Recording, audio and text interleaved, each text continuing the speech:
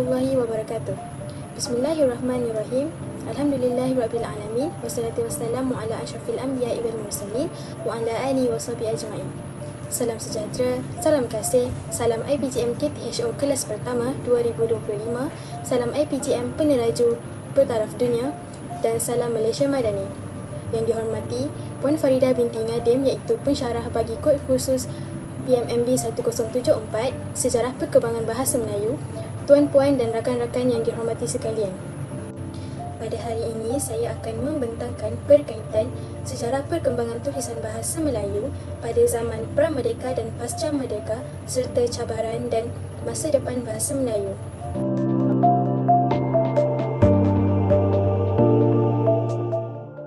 Tanpa membuang masa, saya ingin menjelaskan tentang sejarah perkembangan tulisan bahasa Melayu. Antara sistem tulisan terawal yang digunakan di Kepulauan Melayu merupakan sistem tulisan Palava. Sistem tulisan Palava ini telah digunakan semasa zaman bahasa Melayu kuno lagi. Terdapat bukti penggunaan tulisan Palava ini pada batu bersurat yang ditemui di Kepulauan Jawa seperti batu bersurat Kedukan Bukit dan batu bersurat Talang Tuo. Seterusnya, sistem tulisan kedua yang telah dikenal pasti sudah bertapak di Kepulauan Melayu merupakan sistem tulisan Kawi. Sistem tulisan Kawi ini juga dikenali sebagai Jawa kuno. Sistem tulisan Kawi telah wujud dalam kurun ke-8 Masihi lagi. Seterusnya, sistem tulisan Kawi telah terbagi kepada 3, iaitu aksara Kawi awal, aksara Kawi kemudian dan aksara Kawi baharu pada zaman Majapahit. Tulisan Kawi berbentuk kursif yang pada awalnya ditulis pada daun lontar tetapi diubah suai untuk diukir pada batu. Kemudian, sistem tulisan ketiga yang telah memasuki Kepulauan Melayu merupakan sistem tulisan Jawi.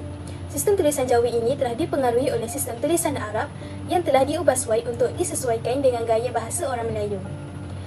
Sistem tulisan Jawi telah berkembang apabila pedagang Arab sampai ke Kepulauan Melayu bersama-sama dengan kedatangan agama Islam.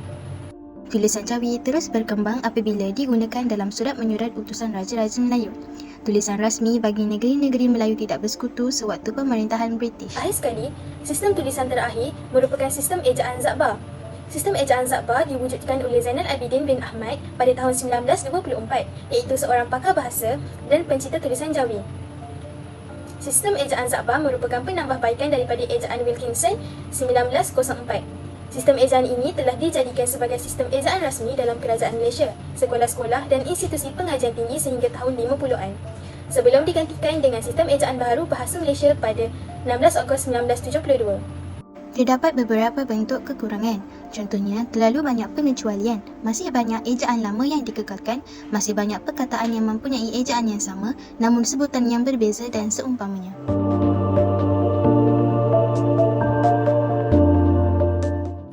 Seterusnya, perkembangan bahasa Melayu pra-merdeka dan pasca merdeka.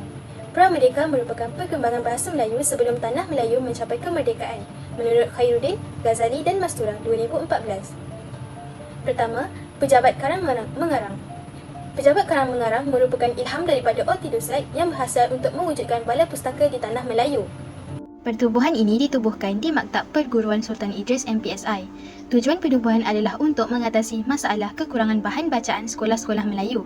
Penerbitan ini berjaya menghasilkan banyak buku seperti penulisan ejaan, tata bahasa bahasa Melayu, sejarah dan lain-lain. Sumbangan pertubuhan ini membina asas pengetahuan bahasa Melayu dan ilmu karang mengarang, perkembangan bahasa dan pesuratan dan memajukan pendidikan dalam kalangan orang Melayu. Selain itu, Pakatan belajar mengajar pengetahuan bahasa. Pakatan ini ditubuhkan untuk memelihara, memperlengkap dan memodernkan bahasa Melayu. Tugas PBMPB ini adalah untuk menyeragamkan ejaan, mencipta perkataan baharu, mendirikan daftar kata dan memelihara ejaan Jawi. Sebanyak 34 buah buku berjaya diterbitkan. 16 daripadanya adalah tentang ilmu bahasa Melayu iaitu bidang perkamusan, tata bahasa, ejaan dan daftar kata. Di samping itu, Persaudaraan Sahabat Pena Malaysia PASPAM juga merupakan sejarah perkembangan bahasa Melayu pada pra-merdeka. PASPAM ditubuhkan oleh Muhammad Al-Khatib dan Arifin Ishak untuk memperbaiki kedudukan ekonomi dan sosial orang Melayu. PASPAM menubuhkan lembaga bahasa pada 1938 untuk menerbitkan buku-buku adat Melayu, mengatur tarikh-tarikh negeri Melayu, mengeluarkan kamus Melayu, mengadakan peraduan karang mengarang, pengetahuan buku tahunan PASPAM, menentukan ejaan yang tetap dan mencipta perkataan Melayu baharu daripada perkataan Inggeris untuk kegunaan orang Melayu. Pertubuhan ini berpegang pada jargon kata hidup bahasa, hiduplah bangsa, bertujuan menimbulkan kesedaran orang Melayu terhadap bahasa Melayu. Akhir sekali, merupakan Angkatan Sastrawan 50 ataupun lebih dikenali sebagai Asas 50. Asas 50 ini merupakan pertubuhan paling besar sumbangannya pada Pramerdeka dalam perancangan dan perkembangan bahasa. Asas 50 dibentuk pada 6 Ogos 1950 oleh satu angkatan penulis generasi muda. Tujuannya adalah untuk memperluas dan mempertingkat martabat kesusasteraan dan pendidikan orang Melayu. Asas 50 mencadangkan bahasa Melayu diberi nilai ekonomi dengan mengutamakan kelulusan dalam bahasa Melayu untuk memperoleh pekerjaan. Seterusnya, perkembangan bahasa Melayu pasca merdeka. Pasca merdeka merupakan perkembangan bahasa Melayu di negara Malaysia selepas kemerdekaan pada 31 Ogos 1957. Yang pertama, perkara 152 Perlembagaan. Bahasa kebangsaan ialah bahasa Melayu dan hendaklah ditulis dalam apa-apa tulisan sebagaimana yang diperuntukkan dalam undang-undang oleh Parlimen. Perlembagaan memberi kebebasan untuk menggunakan bahasa lain untuk mengajar atau belajar. Bahasa Melayu juga telah diiktiraf keistimewaannya berbanding bahasa-bahasa lain di Malaysia selepas merdeka. Di samping itu, pelaksanaan dasar ini penting bagi mewujudkan persefahaman dalam kalangan rakyat Malaysia, bagi mengelakkan timbul salah faham semasa interaksi antara kaum lain. Selain itu, perkembangan bahasa Melayu iaitu Akta Dewan Bahasa dan Pustaka 1959. Lembaga pengelola Dewan Bahasa ditubuhkan di bawah akta ini dengan matlamat untuk memantapkan usaha bagi menggalakkan perkembangan bahasa dan kesusasteraan Melayu di Malaysia. Akta ini menjadikan DPP sebagai badan berkanun dan mempunyai kuasa autonomi untuk mengubah dasar yang khusus dan sesuai dengan matlamatnya. DPP bertanggungjawab memperkembang bakat sastera, mencetak, menerbit dan membantu penerbitan buku-buku majalah, risalah dalam bahasa kebangsaan serta membakukan ejaan dan sebutan dan membentuk istilah-istilah yang sesuai. Seterusnya, Akta Bahasa Kebangsaan 1967. Akta Bahasa Kebangsaan ini merupakan gabungan antara Akta Bahasa Kebangsaan 1963 dan Akta Bahasa Kebangsaan 1967. Satu akta yang ditubuhkan bagi menyatukan undang-undang berhubungan dengan penggunaan bahasa kebangsaan. Selepas 1 September 1967, bahasa kebangsaan hendaklah digunakan untuk maksud rasmi. Ini termasuk urusan rasmi kerajaan, baik dilaksanakan secara lisan atau tulisan, perlu menggunakan bahasa kebangsaan. Akta ini secara langsung menuntut agar bahasa Melayu dipupuk, dipelihara dan dibudayakan dalam semua situasi rasmi. Akhir sekali ialah Akta Pendidikan 1996. Akta ini merupakan lanjutan daripada Akta Pelajaran 1961. Akta ini telah memperkukuh kedudukan bahasa Melayu sebagai bahasa pengantar atau bahasa ilmu.